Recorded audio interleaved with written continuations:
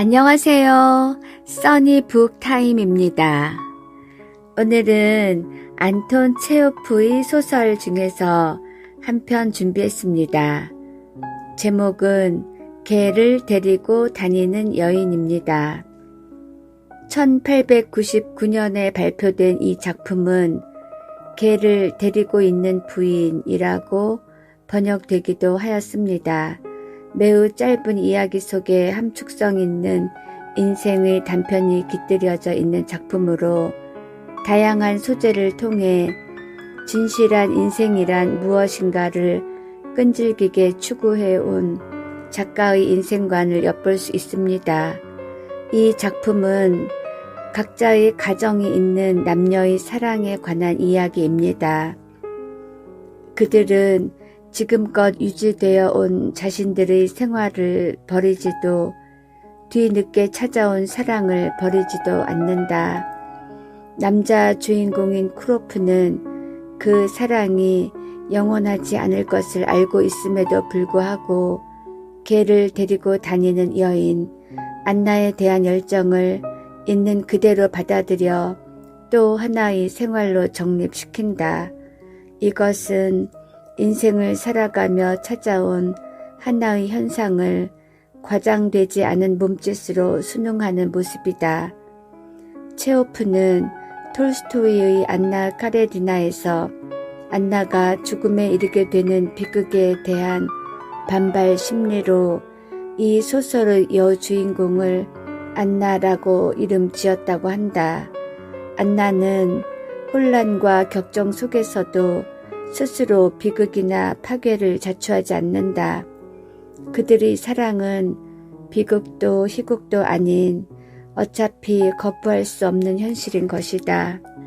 그래서 그들의 선택이 현명한지 어리석은지 도덕적인지 아닌지 혹은 그들이 앞으로 행복할 것인지 불행할 것인지에 대한 그 어떤 결론이나 힌트도 없이 이 소설은 마무리된다.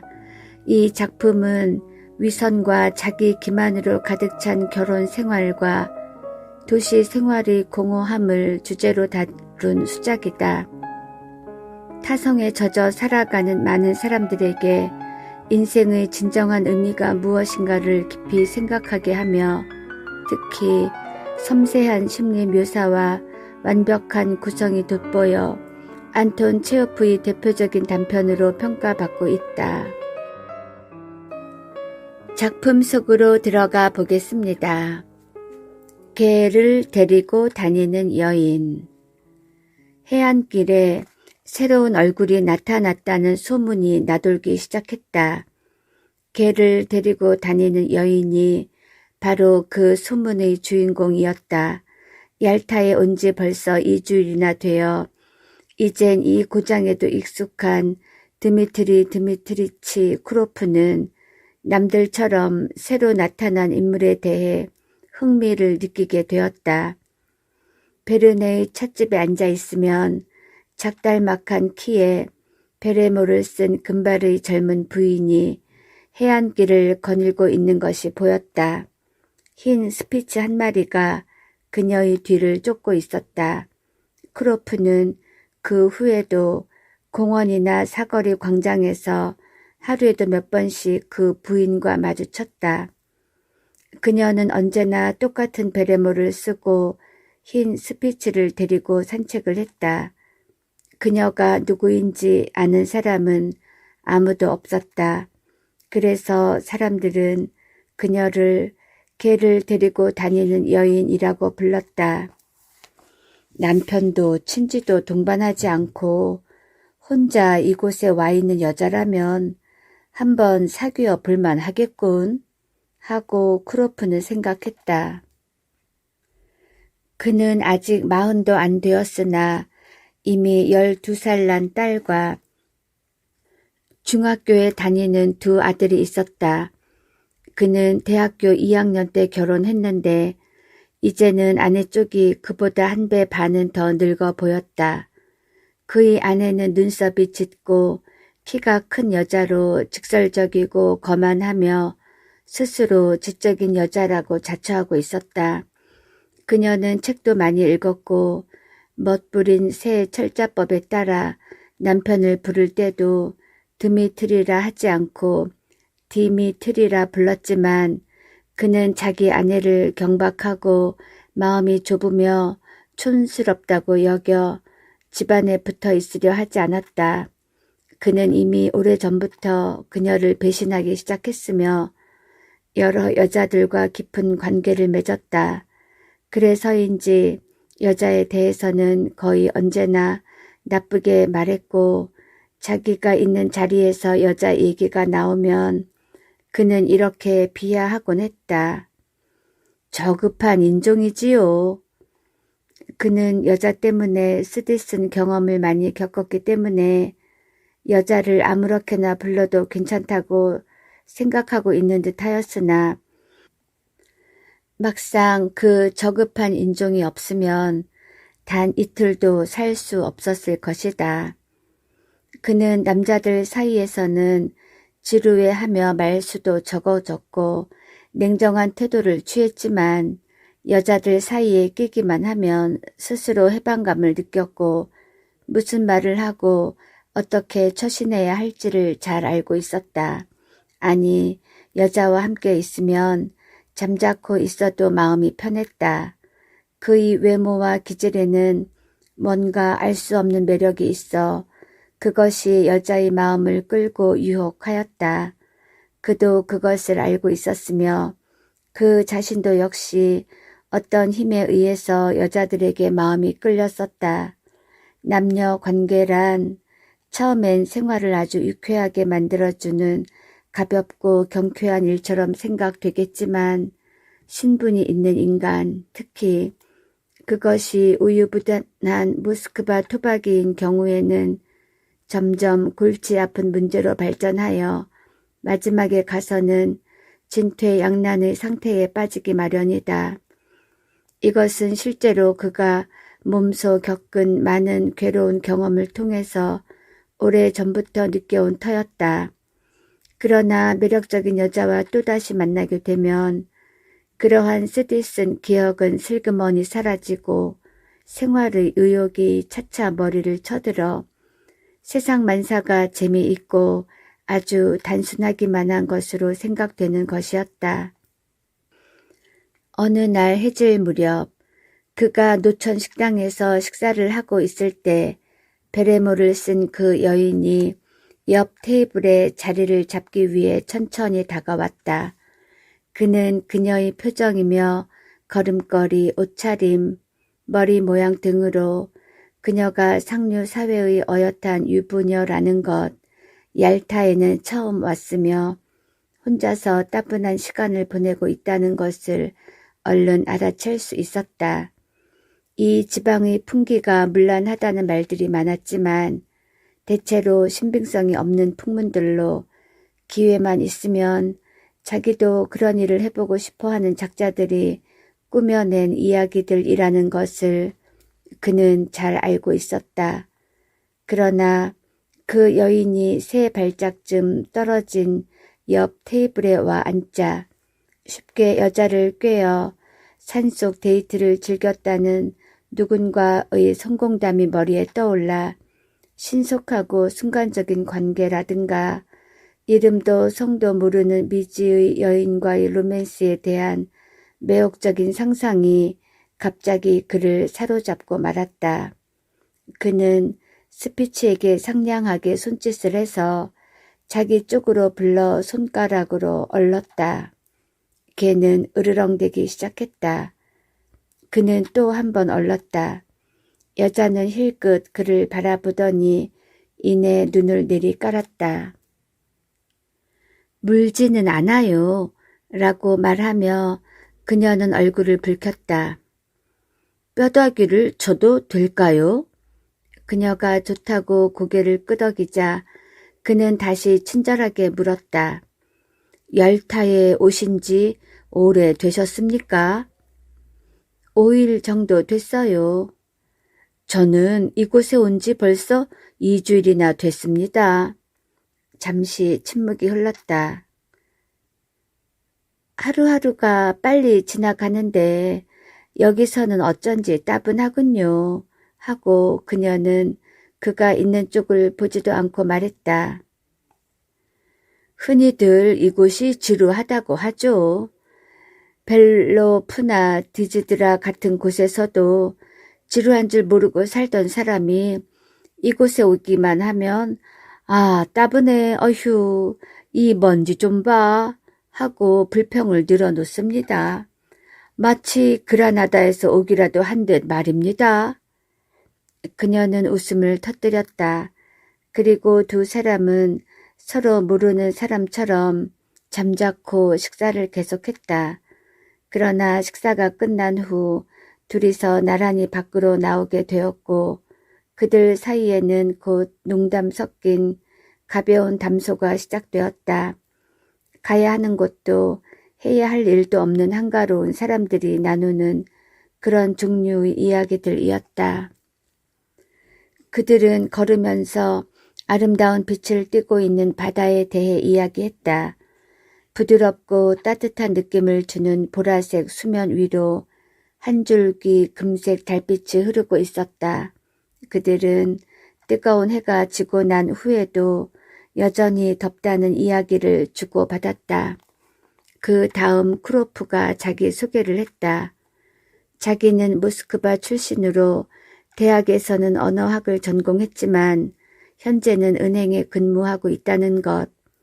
한때는 민간 오페라단의 연습생이었지만 중도에 포기하고 말았다는 것.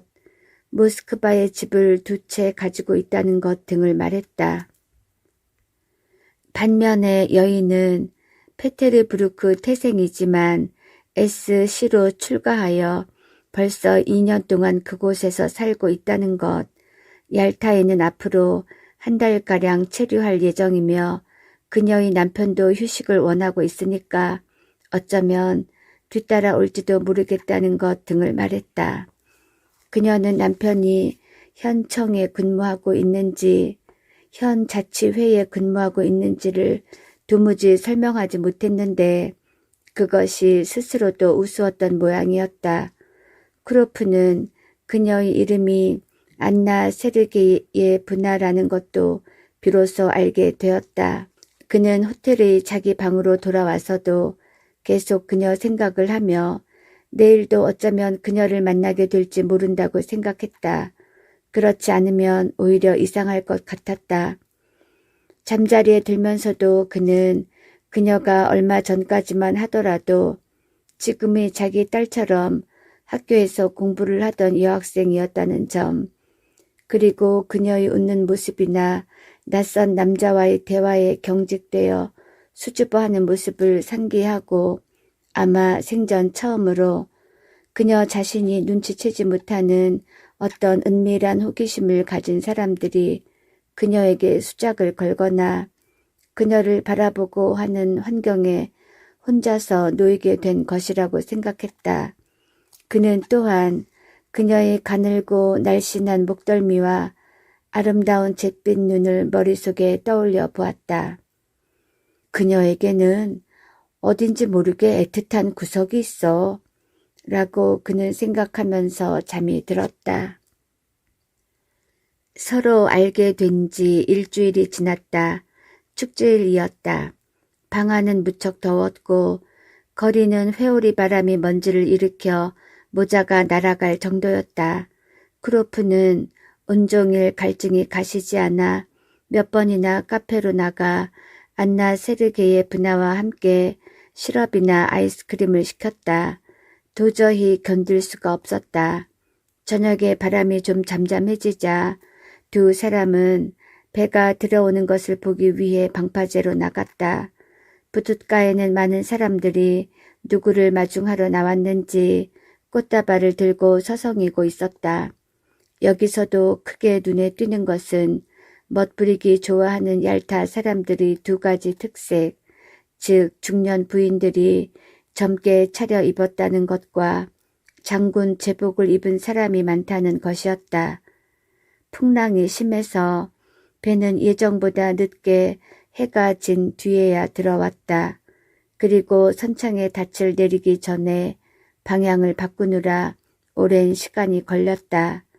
안나 세르게예브나는 손잡이가 달린 안경을 눈에 대고 아는 사람을 찾기라도 하듯 배와 승객들을 바라보고 있다가 마침내 유난히 빛나는 눈으로 크로프를 향해 말을 건넸다. 그녀는 말수가 많아져 두서없는 질문을 던지기도 하고 방금 자기가 한 질문을 곧 잊어먹기도 하였다. 그러다가 붐비는 사람들 속에서 안경까지 잃어버렸다.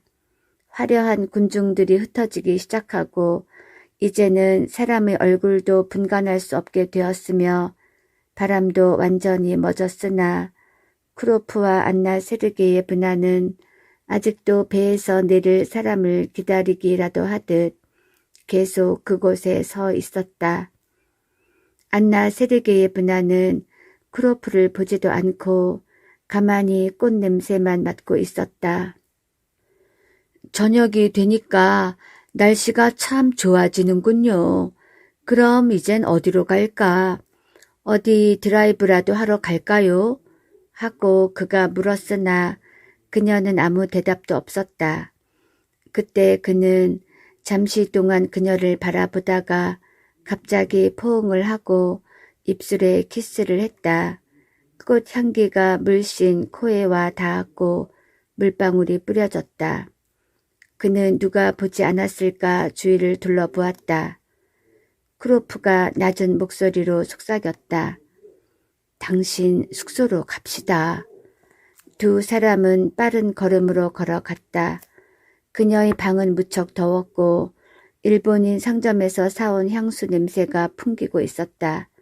크로프는 다시 그녀를 바라보며 정말 여러 유형의 여자를 만나보는군 하고 생각했다. 지금까지 그의 기억에 남아있는 여자들 중에는 사랑을 하게 되면 기분이 아주 좋아져서 비록 짧은 순간이나마 자기에게 그런 기쁨을 안겨준 상대에게 감사해야 하는 태평스럽고 착한 여자들도 있었다. 그런 반면 예컨대 그의 아내처럼 사랑에 있어서 가식적이고 공연한 군소리만 늘어놓으며 신경질을 부리면서도 마치 이건 흔해 빠진 남녀간의 사랑이나 열정과는 다른 고상한 것이야 라는 듯한 표정을 짓는 여자들도 있었다. 그런가 하면 인생에 줄 수 있는 모든 것을 사랑에서 얻어보려는 듯 집요한 욕망이나 탐욕스런 표정을 순간적으로 얼굴에 떠올리는 여자들도 두세 명 있었다.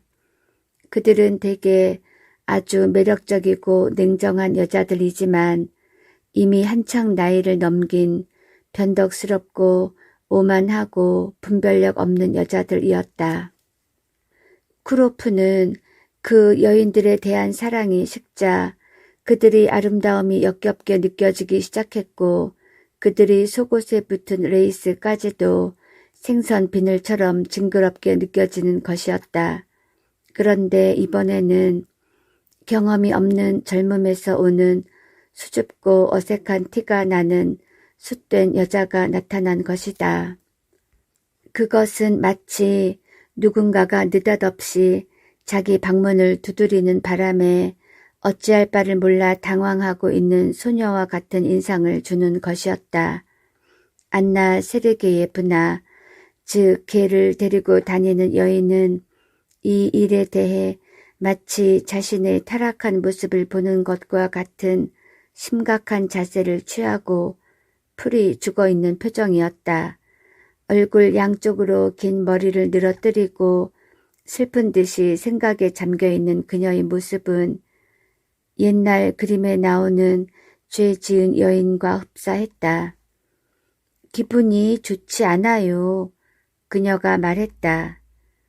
당신은 지금 나를 존중하지 않고 있어요. 테이블 위에는 수박이 놓여 있었다. 크로프는 수박을 한 조각 잘라서 천천히 먹기 시작했다. 반 시간가량 침묵이 흘렀다. 그녀의 모습은 매혹적이었으며 그녀의 태도에서는 아직도 세상 물정을 잘 모르는 지체 높은 집안의 부인다운 청순함이 풍기고 있었다. 탁자 위에서는 촛불 한 자루가 희미하게 그녀의 얼굴을 비춰주고 있었고 그녀의 기분이 우울하다는 것은 알아차릴 수 있었다. 크로프가 말했다. 내가 당신을 존중하지 않다니 그게 무슨 말이요. 당신은 자신이 무슨 말을 하고 있는지조차 모르고 있어요. 하느님, 저를 용서해 주시옵소서. 이건 정말 무서운 일이에요. 그녀는 눈에 눈물이 글썽글썽하여 말했다. 무슨 변명이라도 하고 있는 것 같군. 제가 어떻게 변명을 할 수 있겠어요. 저는 천하고 더러운 여자인걸요. 저는 자신을 경멸할 수는 있어도 변명할 수는 없어요. 저는 남편을 기만한 것이 아니라 자신을 기만한 거예요. 더욱이 그건 지금 시작된 것이 아니라 오래전부터였죠. 남편은 정직하고 좋은 사람일지 모르지만 노예나 다름없는 사람이에요. 저는 그 사람이 관청에서 무슨 일을 하고 있는지 어떻게 근무하고 있는지는 잘 모르지만 그이가 노예 근성을 가진 사람이라는 것만은 알고 있어요. 제가 그 사람과 결혼한 건 20살 때였는데 그때 저는 무척 호기심이 강했고 무언가 좀 더 훌륭한 것을 원하고 있었어요. 이런 생활 말고도 다른 생활이 있지 않을까? 나 자신에게 이렇게 말하곤 했지요. 좀 더 즐겁고 재미있게 살아보고 싶었어요. 좀 더 멋지게 살아보자. 이런 호기심으로 애를 태웠어요. 당신은 그런 기분을 이해하지 못하겠지만 저는 더 이상 자신을 주체할 수 없고 억제할 수 없게 되어 몸이 불편하다는 핑계를 대고 혼자 이리로 온 거예요. 그리고 이곳에 와서도 주정뱅이나 미치광이처럼 노상 돌아다니기만 하다가 결국 지금처럼 누구한테 하잘것없는 천박한 여자로 보이게 되고 말았죠. 크로프는 그 이상 듣고 있기가 힘들었다. 그 천진난만한 말투며 때와 장소에 어울리지 않는 참회에 짜증이 났다. 만약 그녀의 눈에 눈물이 맺히지 않았다면 그녀가 농담을 하고 있다고 생각했을 것이다. 도대체 뭐가 뭔지 모르겠군. 그래, 당신은 뭘 바라고 있는 거요? 그녀는 그의 가슴에 얼굴을 묻고 바싹 달라붙었다. 믿어주세요. 제발 저를 믿어주세요. 하고 그녀는 말했다. 저는 바르고 깨끗한 생활이 좋아요. 죄를 짓고 싶진 않아요. 지금 제가 무슨 짓을 하고 있는지 도무지 모르겠어요. 사람들이 흔히 마귀가 붙었다는 말을 하죠. 지금의 제가 그런 형편이에요. 저는 마귀가 붙었나 봐요. 알았소. 이제는 알았소. 크로프는 중얼거렸다. 그는 그녀의 두려움에 가득 찬 눈을 들여다보며 키스도 해주고 조용히 달래주기도 했다. 잠시 후 그녀도 마음을 좀 가라앉히고 평소의 명랑함을 되찾았다. 두 사람은 소리내어 웃기까지 했다. 그들이 밖으로 나왔을 때 해변에는 아무도 없었고 전나무가 우거진 시가지는 죽은 듯 조용했다. 해안을 두드리는 거친 파도 소리만 들려왔다. 조그만 배 한 척이 파도 위에 흔들리고 그 위에 졸린 듯한 등불이 깜빡이고 있었다. 그들은 마차를 잡아타고 오레안다로 떠났다. 방금 아래층 입구에서 당신의 성을 알았소. 로비에 폰 디테리츠라고 씌어있더군. 당신 남편은 독일 사람인가? 크로프가 물었다. 아니요. 그 사람 할아버지가 독일인이었나 봐요. 그 사람은 정교도예요. 오레안다에 도착한 두 사람은 교회 근처 벤치에 앉아 말없이 바다를 내려다 보았다. 새벽 안개 속에 시내가 아련히 보이고 산 봉우리에는 흰 구름이 움직이지 않고 걸려 있었다.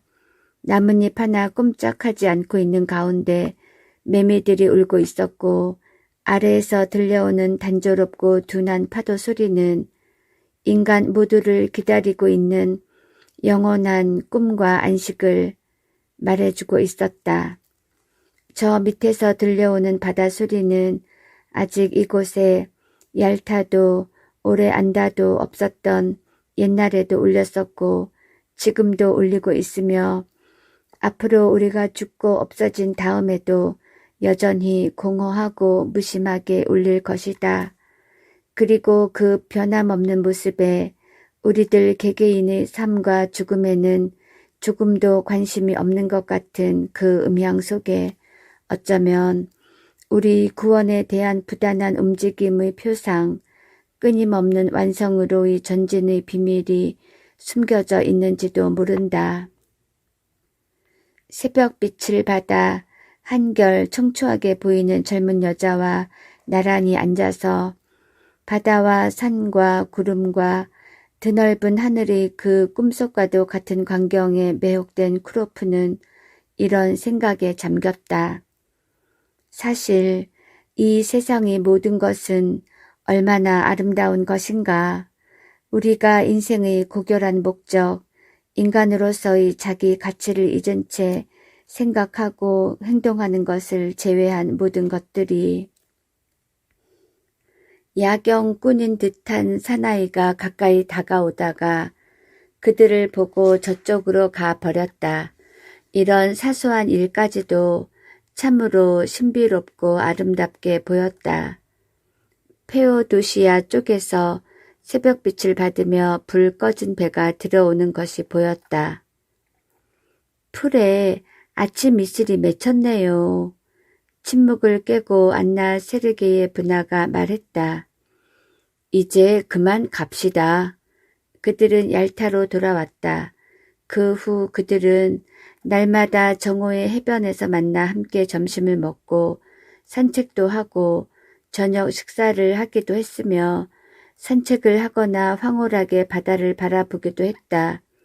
그녀는 밤에 잠이 잘 오지 않는다든가 가슴이 견딜 수 없이 두근거린다고 그에게 호소하는가 하면 질투나 공포심 때문에 흥분해서는 그가 자기를 충분히 존중해 주지 않는 것 아니냐는 똑같은 질문을 되풀이했다. 그는 사거리 광장이나 공원 같은 데서 근처에 아무도 없는 틈을 이용해 느닷없이 그녀를 붙잡고 정열적으로 키스를 퍼붓곤 했다. 누구에게 들킬까 조마조마해야 하며 야경꾼인 듯한 사나이가 가까이 다가오다가 그들을 보고 저쪽으로 가 버렸다. 이런 사소한 일까지도 참으로 신비롭고 아름답게 보였다. 페오도시아 쪽에서 새벽빛을 받으며 불 꺼진 배가 들어오는 것이 보였다. 풀에 아침 이슬이 맺혔네요. 침묵을 깨고 안나 세르게의 분하가 말했다. 이제 그만 갑시다. 그들은 얄타로 돌아왔다. 그 후 그들은 날마다 정오의 해변에서 만나 함께 점심을 먹고 산책도 하고 저녁 식사를 하기도 했으며 산책을 하거나 황홀하게 바다를 바라보기도 했다. 그녀는 밤에 잠이 잘 오지 않는다거나 가슴이 견딜 수 없이 두근거린다고 그에게 호소하는가 하면 질투나 공포심 때문에 흥분해서는 그가 자기를 충분히 존중해 주지 않는 것 아니냐는 똑같은 질문을 되풀이했다. 그는 사거리 광장이나 공원 같은 데서 근처에 아무도 없는 틈을 이용해 느닷없이 그녀를 붙잡고 정열적으로 키스를 퍼붓곤 했다. 누구에게 들킬까 조마조마해 하며 해야 하는 대낮의 키스, 무더운 날씨, 바다 냄새, 눈앞을 오가는 잘 차려입은 게으르고 배부른 사람들, 이러한 것들이 그를 딴 사람으로 변하게 한 것 같았다. 그는 안나 세르게예브나에게 당신은 정말 아름답고 매혹적인 여자야 라고 말하며 타오르는 정열을 억제하지 못해 그녀 곁에서 조금도 떨어져 있지 못했다. 그러나 그녀는 자주 음울한 생각에 잠겨 그가 자기를 존경하지도 사랑하지도 않으며 다만 천박한 여자로 대하고 있는데 지나지 않을 거라고 투정을 부리곤 했다. 거의 매일 저녁 좀 늦은 시간에 그들은 교회나 오래 앉아 폭포가 있는 곳으로 마차를 몰곤 했다. 이러한 산책은 언제나 아름답고 웅장했다. 두 사람은 그녀의 남편이 언제 올 것인지에 잔뜩 신경을 쓰고 있었다. 그런데 그로부터 얼마 후 남편으로부터 편지가 왔다. 눈병이 났으며 아내가 빨리 돌아오길 바란다는 내용이었다. 안나 세르게예브나는 서두르기 시작했다. 잘 됐어요. 그녀는 크로프에게 말했다. 어차피 저는 떠나야 할 운명이니까요. 그녀가 마차로 떠나려 하자 그는 역까지 그녀를 전송하러 나갔다. 두 사람은 한나절 정도 마차를 타고 역으로 갔다. 그녀가 급행열차의 자리를 잡고 두 번째 벨이 울리자 그녀는 이렇게 말했다. 자, 한 번만 더 얼굴을 보여주세요. 한 번만 더. 네, 그렇게. 그녀는 울지 않았다. 그러나 마치 병든 사람처럼 슬픈 표정을 짓고 있었고 얼굴은 떨리고 있었다. 당신 생각이 나겠죠. 잊지 못할 거예요. 하고 그녀가 말했다. 안녕히 계세요. 행복을 빌어요. 당신에게 좋은 기억으로 남고 싶어요. 우리는 앞으로 두 번 다시 만나지 못하겠죠. 이걸로 영원히 이별이에요. 다시는 만나서는 안 될 테니까요. 그럼 안녕. 기차는 곧 떠나갔다. 등불도 이내 사라져버리고 1분 후에는 소리조차 들리지 않았다. 마치 그들의 달콤한 흥분, 이 어리석은 기분을 한시바삐 끊어버리려고 일부러 그러는 것 같았다. 크로프는 플랫폼에 혼자 남아 방금 잠에서 깬 사람처럼 멀리 어둠 속을 바라보며 귀뚜라미 울음소리와 전선이 윙윙거리는 소리를 듣고 있었다. 그는 마음속으로 자신의 생애에 또 하나의 해프닝과 모험이 있었지만 이제는 모든 게 끝나고 추억만이 남았다고 생각했다. 그는 감상적인 기분이 들어 가벼운 후회마저 느껴졌다. 앞으로 다시는 만나지 못할 그 젊은 여인이 자기와 함께 있는 동안 행복했다고는 말할 수 없지 않은가.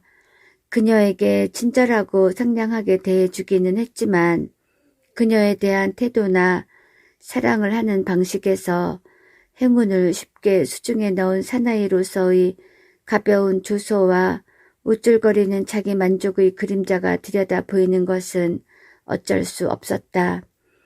그런데도 그녀는 시종 그를 선량하고 비범하고 고상한 사람이라 여겼다. 아마도 그녀에게는 그가 실제와는 다르게 보였던 모양이다. 말하자면 그는 자신도 모르게 그녀를 기만하고 있었던 것이다. 정거장은 이미 신선한 가을 정취가 풍기고 저녁 공기는 신선했다. 나도 이제 북쪽으로 돌아가야겠군 하고 크로프는 플랫폼을 떠나면서 생각했다. 돌아가야 할 때가 됐어. 모스크바의 그의 집에서는 이미 겨울 준비가 다 되어 있었다. 난로도 지피고 아침이면 아이들이 학교 갈 준비를 했으며 차를 마실 때에는 아직 날이 채 밝지 않아서 잠시 등불을 켜 놓아야 했다. 벌써 본격적인 추위가 시작되고 있었다. 때 이른 첫눈이 내려 몹시 추워졌다. 첫눈이 내리는 날에 썰매를 타고 가면서 하얗게 뒤덮인 대지와 흰 지붕들을 바라보는 건 상당히 즐거운 일이었다. 이때는 의뢰의 기분이 들떠 소년 시절의 일이 생각나곤 한다. 오래된 보리수 나무나 자작나무에 하얗게 서리가 내려앉은 모습은 얄타의 전나무나 종려나무보다는 더 친밀감이 느껴져 그 옆에 있으면 산이나 바다 같은 건 아예 생각조차 나지 않았다. 크로프는 모스크바 출신이었다.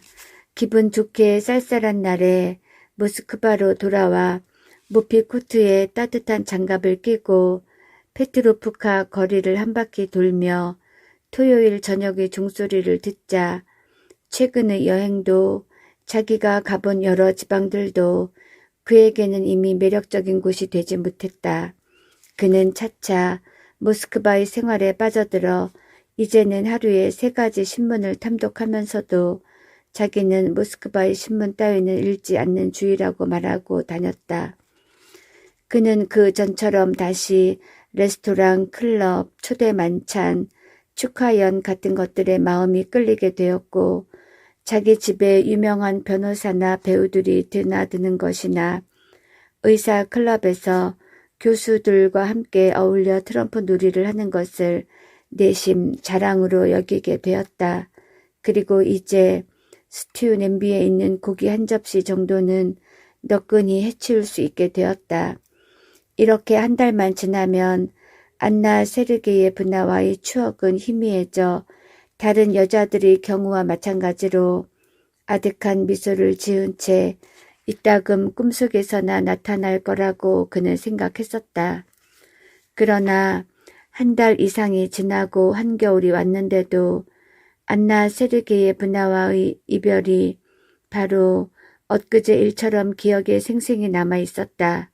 그리고 날이 갈수록 그 추억은 더욱 강렬해져 갔다.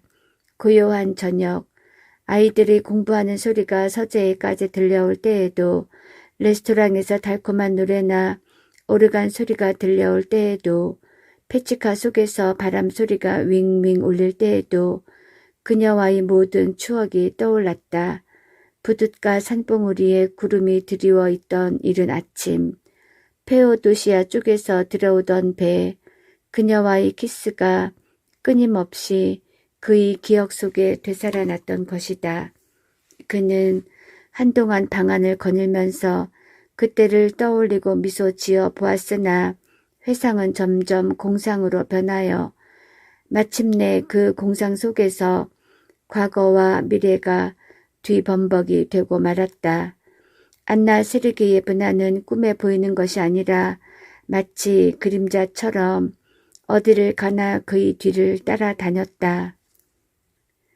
눈을 감으면 그녀의 모습은 더더욱 생생히 나타나고 게다가 너무 아름답고 사랑스럽게 보이기까지 했다. 그리고 그러한 상상 속에서 그 자신도 얄타에 있을 때보다 더 멋져진 듯 했다. 밤마다 그녀는 책장 속에서 페치카 속에서 방 한 구석에서 그를 지켜보고 있었다. 그의 귀에는 그녀의 숨소리와 옷자락 스치는 소리가 들려왔다. 그는 거리에서 여자들을 유심히 살펴보며 혹시 그녀와 비슷한 여자가 없나 찾아보곤 했다.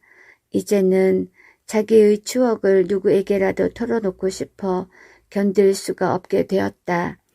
그렇다고 해서 집에서 그런 사랑의 이야기를 할 수는 없는 일이고 밖에서는 함께 이야기할 만한 상대가 없었다. 이웃 주민들에게 그런 말을 할 수도 없었고 은행에 그럴 만한 친구가 있는 것도 아니었다. 하긴 무슨 할 얘기가 있단 말인가. 그때 자기는 과연 사랑을 했단 말인가. 안나 세르게예브나와의 관계에 있어서 아름답고 시적인 것 아니면 감상적이거나 무언가 재미있는 것이라도 있었단 말인가. 그래서 그는 하는 수 없이 막연히 사랑과 여자에 대한 이야기밖에 할 수 없었지만 그가 무엇을 말하고자 하는지 알아주는 사람은 아무도 없었다. 다만 그의 아내만이 짙은 눈썹을 꿈틀거리며 이렇게 말했을 뿐이다. 디미트리, 당신에겐 그런 멋진 남자 역할이 어울리지 않아요. 어느 날 밤 그는 트럼프 친구인 관리 한 사람과 의사 클럽을 나오며 더 이상 참지 못하고 이렇게 말했다. 여보게, 나는 얄타에서 아주 매력적인 여자와 사귀게 되었다네. 그 관리는 썰매를 타고 한참 달리다가 갑자기 뒤돌아보며 불렀다. 드미트리치? 왜? 아까 자네가 한 말이 옳았어. 그 캐비아 냄새는 아주 고약했거든. 크로프는 왠지 이 평범한 말에 갑자기 화가 났다. 그에게는 그 말이 불결하고도 모욕적인 것처럼 들렸던 것이다. 이 얼마나 야만스러운 풍습이며 보잘것없는 인간들인가. 그 많고 많은 날 밤에 미친 듯이 벌어지곤 하는 트럼프 놀이, 과식과 과음, 지루한 대화, 이러한 쓸모없는 일에 가장 귀중한 시간과 정력을 허비하고 결국 남은 것은 꼬리도 날개도 잘린 삶, 실없는 농담뿐이다. 마치 정신병원이나 감옥이라도 갇힌 것처럼 도망칠 수도 달아날 수도 없다. 그날 밤 그는 공연히 화가 나서 한잠도 자지 못했다. 그래서인지 이튿날은 온종일 머리가 아팠다. 그리고 그 다음부터는 밤마다 잠을 잘 이룰 수가 없어서 침대 위에 걸터앉아 생각에 잠기기도 하고 방안을 이리저리 거닐며 밤을 새우곤 했다. 이젠 아이들도 귀찮았고 은행 일도 실증이 났다. 아무 데도 가고 싶지 않고 아무 일도 하고 싶지 않았다. 12월이 되어 휴가를 얻게 되자 크로프는 여행할 준비를 하면서 아내에게 어떤 청년의 취직을 주선하려 페테르부르크에 다녀오겠다고 말하고는 S시를 향해 떠났다. 그곳에 무엇 때문에 가는지 자신도 잘 몰랐다. 단지 그는 안나 세르게의 분하를 만나고 싶었다. 만나서 이야기하고 싶었다. 그는 오전에 S시에 도착하여 호텔에서 가장 좋은 방을 잡았다. 바닥에는 잿빛 군용 담요가 깔려 있었고 탁자 위에는 먼지가 뽀얗게 앉은 철제 잉크 스탠드가 놓여 있었는데 거기에는 조그만 기마상의 기사는 목이 달아난 채 모자를 든 한 손을 하늘로 치켜들고 있었다. 호텔 문지기가 그에게 필요한 정보를 제공해 주었다.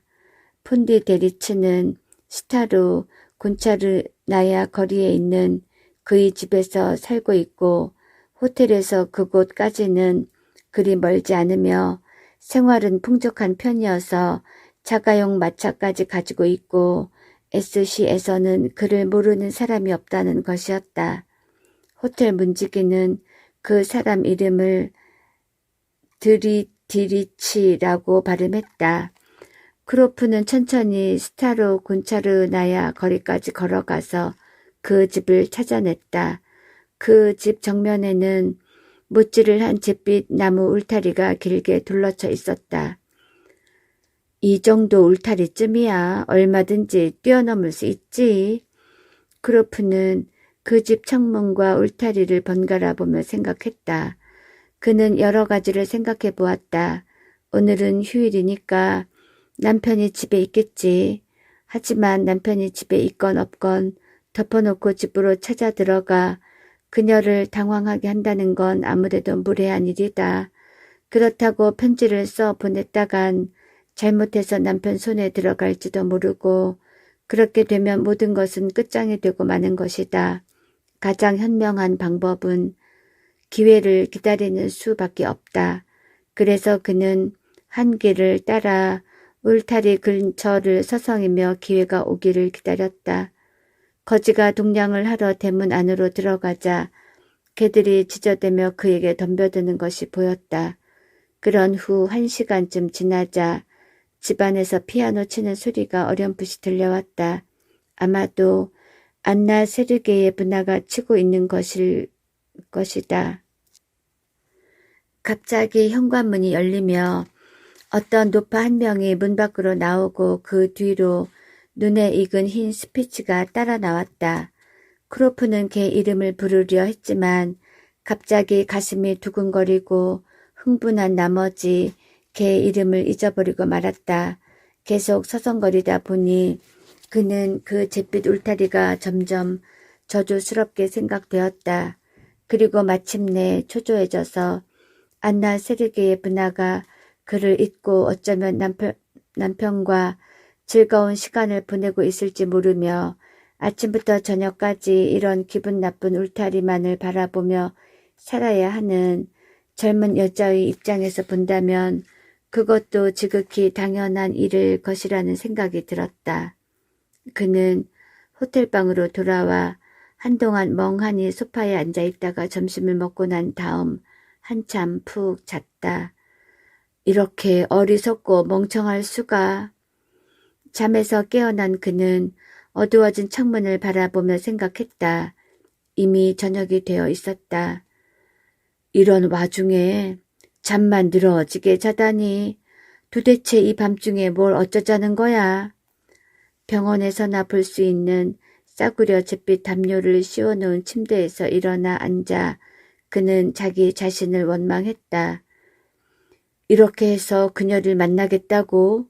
이게 그렇게 기다리던 일이란 말인가?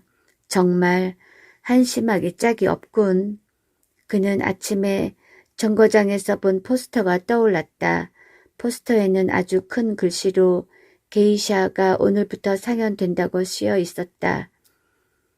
그녀가 초연을 관람하러 갈 가능성은 충분히 있다. 라고 생각하며 그는 극장으로 달려갔다. 극장은 10,000원이었다. 지방 극장이 어디나 그렇듯 샹들리에 위로 담배 연기가 자욱했고 2층 좌석은 시끌벅적했다. 맨 첫째 줄에는 이 지방 멋쟁이들이 막이 오르기를 기다리며 팔짱을 끼고 앉아 있었다. 현 지사의 지정석에는 제일 앞자리에 지사의 딸이 높이 목도리를 두르고 앉았고 지사 자신은 점잖게 커튼 뒤에 숨어 앉아서 그 손만 보일 뿐이었다. 무대의 막이 흔들리고 오케스트라는 오랫동안 화음을 맞추고 있었다. 관객들이 들어와 자리를 잡는 동안 크로프는 이리저리 살피며 열심히 그녀를 찾았다. 마침내 한 여인이 들어왔다. 안나 세르게의 분하였다. 그녀는 셋째 줄에 앉았다. 크로프는 그녀를 본 순간 심장이 멎는 것만 같았다. 현재 이 세상에서 저 여자만큼 자기에게 가깝고 소중한 사람은 없다는 것을 분명히 깨달았다. 시골 사람들 틈에 끼어있는 작달만한 여자, 손잡이가 달린 평범한 오페라 글라스를 손에 들고 있는 어디 한 군데 뛰어난 점이라곤 찾아볼 수 없는 여자, 바로 그녀가 지금 그의 삶을 송두리째 사로잡고 있으며 그의 슬픔이자 기쁨이며 그가 현재 갈망하고 있는 유일한 행복인 것이다. 서투른 오케스트라의 바이올린 소리를 들으며 그는 그녀가 얼마나 아름다운 여자인지 생각하면서 공상에 잠겼다. 안나 세르게의 분하와 함께 한 젊은 남자가 들어와 옆자리에 나란히 앉았다. 구렛 나룻을 가느다랗게 기르고 등이 굽은 키 큰 남자였다. 극장 안으로 걸어오면서 그는 거의 한 발자국마다 머리를 꾸벅이며 쉴 새 없이 인사만 하고 있는 것 같았다. 그녀가 얄타에서 분노에 못 이겨 노예와 같은 자라고 부른 바로 그 남편인 모양이었다. 그러고 보니 그 홀쭉한 몸집이며 가느다란 구렛나룻, 약간 벗겨져 올라간 이마 등이 노예들에게서 흔히 볼 수 있는 비굴한 인상을 주는 것 같았다. 게다가 줄곧 아첨 섞인 미소를 입가에 띠고 단추 구멍에는 노예들의 번호 같은 배지를 달고 있었다. 첫 휴식 시간에 남편은 담배를 피우러 나가고 그녀만 좌석에 남아 있었다. 특별석에 앉아있던 크로프는 그녀 곁으로 다가가 억지로 웃음을 띠며 떨리는 목소리로 말했다.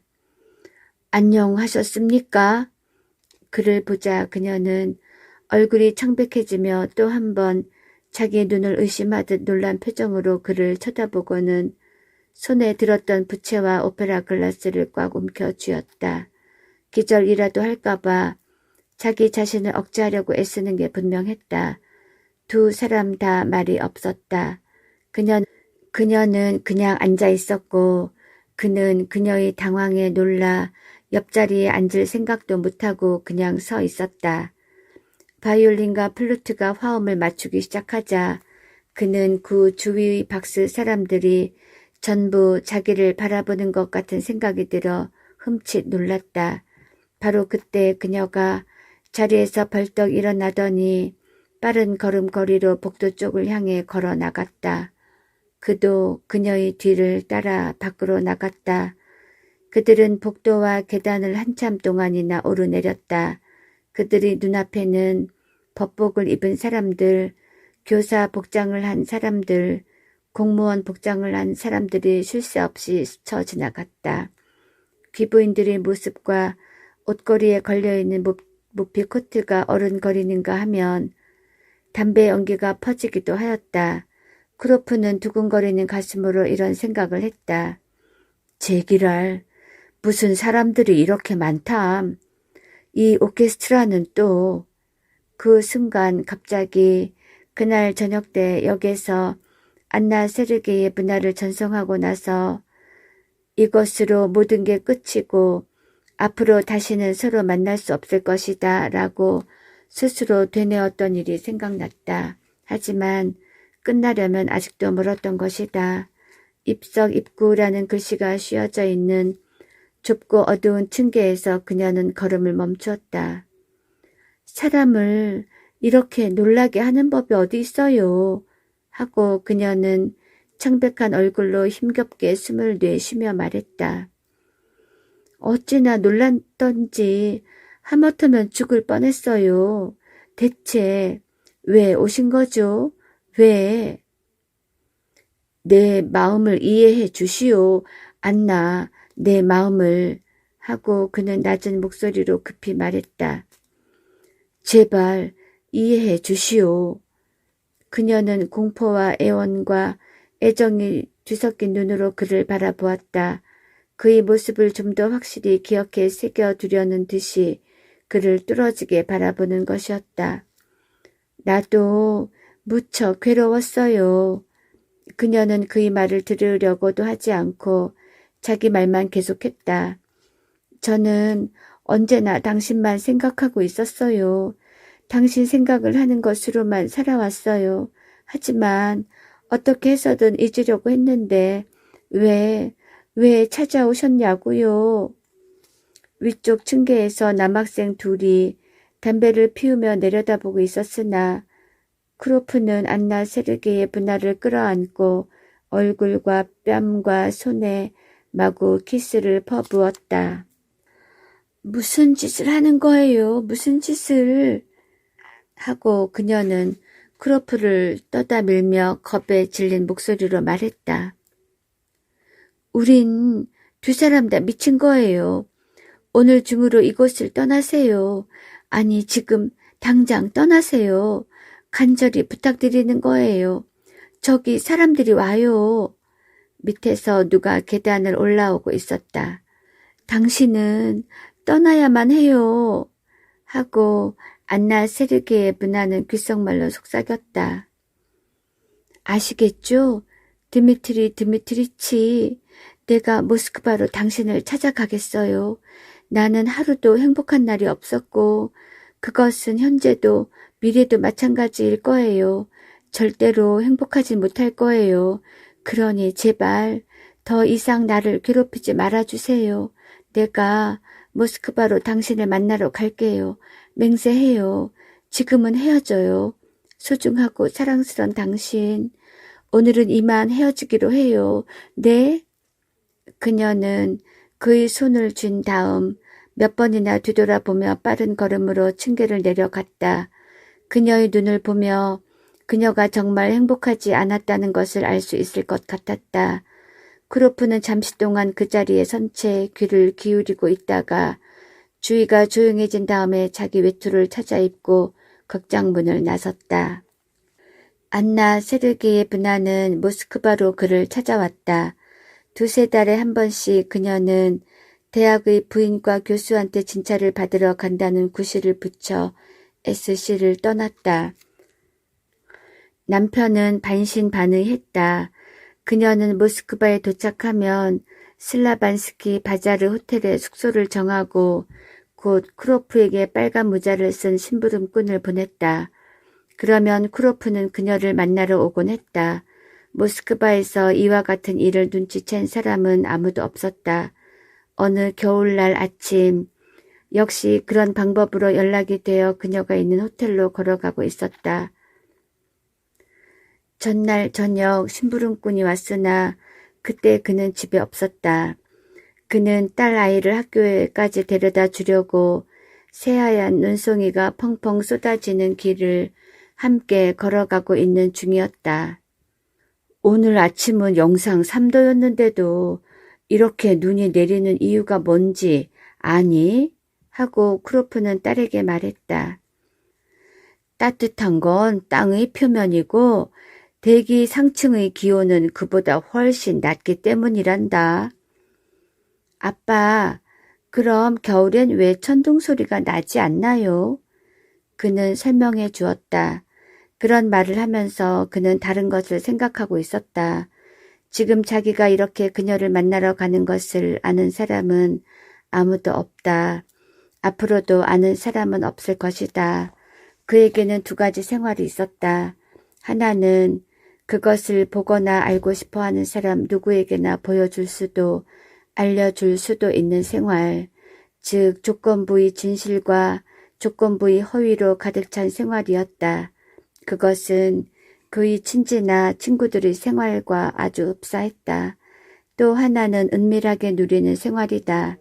그것은 이상하고 우연하게 얽혀 그에게 더할 수 없이 소중하고 흥미있는 것, 그에 대해서는 그가 진심을 다 바칠 수 있고 자신을 기만하지 않아도 되며 이를테면 그의 생활의 핵심을 이루고 있는 것으로 남의 눈을 피해 몰래 행해지는 것이다. 한편 진실을 숨기기 위해 사용하고 있는 허위와 가식의 생활, 예를 들면 은행일이라든가 클럽에서의 토론, 저급한 인종인 아내와의 연회 참석 등은 모두 공개적인 생활에 포함되는 것이었다. 그래서 그는 자기 자신을 기준으로 하여 남을 판단하여 눈에 보이는 것은 아무것도 믿지 않았고 사람은 누구나 밤의 장막 같은 비밀 속에서 영유이 되는 가장 흥미있는 진짜 생활이 있는 법이라고 생각하게 되었다. 개개인의 생활은 비밀 덕분에 유지되며 아마도 교양 있는 자들이 사생활의 비밀을 존중하라고 핏대를 올리는 것도 그 때문인지도 모를 일이었다. 딸을 학교까지 데려다주고 크로프는 슬라반스키 바자르 호텔로 향했다. 그는 아래층에서 외투를 벗고 위층으로 올라가서 조용히 방문을 두드렸다. 안나 세르게예브나는 그가 좋아하는 회색 옷을 입고 여행에 지친 창백한 얼굴로 전날 저녁부터 그를 기다리고 있었다. 그를 본 그녀는 웃으려고도 하지 않고 그가 방으로 들어서자마자 그의 가슴에 매달렸다. 마치 2년 정도나 못 만났던 연인들처럼 그들의 키스는 길고 길었다. 어떻게 지냈소? 하고 그가 물었다. 별일은 없었어? 잠깐만요. 곧 말씀드릴게요. 아니 잠깐만요. 그녀는 우느라 말을 할 수가 없었다. 그에게서 얼굴을 돌린 채 손수건을 눈으로 가져갔다. 울게 내버려 두자. 여기 앉아 기다리면 돼. 이렇게 생각하며 그는 안락의자에 앉았다. 잠시 후 그는 벨을 눌러 차를 가져오도록 했다. 그가 차를 마시고 있는 동안 그녀는 줄곧 창문 쪽으로 얼굴을 돌리고 서 있었다. 그녀는 두 사람의 생활이 이처럼 서글프게 되어버렸다는 비참한 생각에 감정이 격해져 온 것이다. 두 사람은 마치 도둑처럼 사람들의 눈을 피해가며 몰래 만나야만 하는 것이다. 이래도 그들의 생활이 온전하다고 할 수 있단 말인가? 이제 그만 하고 그는 말했다. 그는 두 사람의 사랑이 그리 빨리 끝나지 않으리라는 것을 잘 알고 있었다. 그들의 관계가 언제까지 계속될 것인지도 예측할 수 없었다. 그러나 그에 대한 안나 세르게의 분화의 예착은 더욱 강해지고 열렬해져 가고 있었기 때문에 그녀에게 그들의 관계가 언젠가는 끝난다는 것을 말할 수는 없었다.